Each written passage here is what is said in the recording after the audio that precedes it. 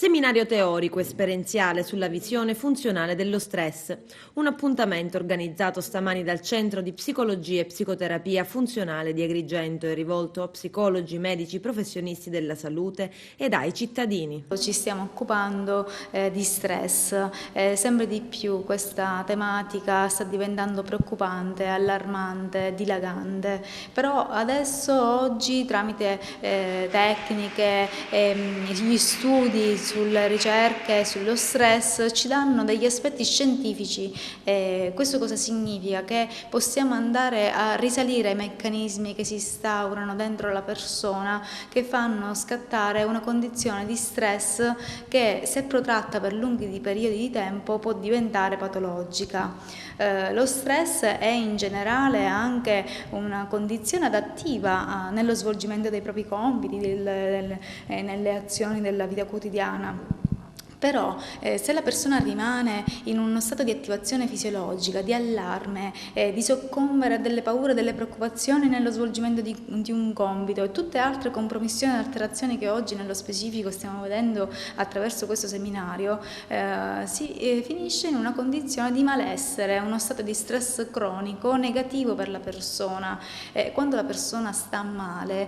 molto spesso è incapace di gestire la propria salute, quindi per esempio mangia di più, fuma di più, si accavallano i compiti, si accavallano le preoccupazioni, i pensieri, e tutto ciò è una compromissione non soltanto cognitiva nella persona, non soltanto emotiva, ma anche fisiologica, posturale, quindi subentrano dei sintomi come ansia, attacchi di panico, ma oggi sempre di più si sta rivelando sempre più forte la connessione dello stress con tantissime patologie, e quindi problemi cardiocircolatori, problemi digestivi, dermatiti,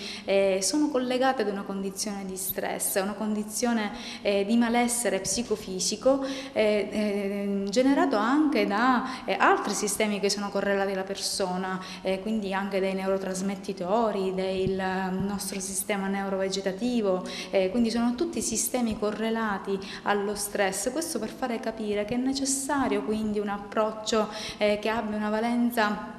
che guardi la persona nella sua integrità, ed è per questo che la psicoterapia funzionale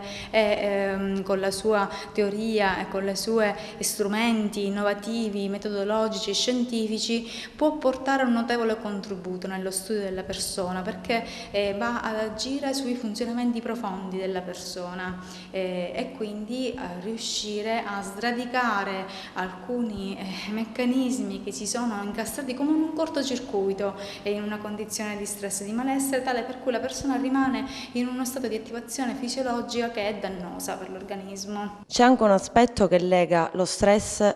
al lavoro. È uscito un decreto proprio sulla legge 81 che proprio sancisce che ogni azienda dovrebbe valutare lo stato di stress lavoro correlato, e la psicologia funzionale ha messo a punto proprio degli strumenti ad hoc per poter valutare in maniera integrata ed efficace ciò che questo decreto legislativo ha introdotto.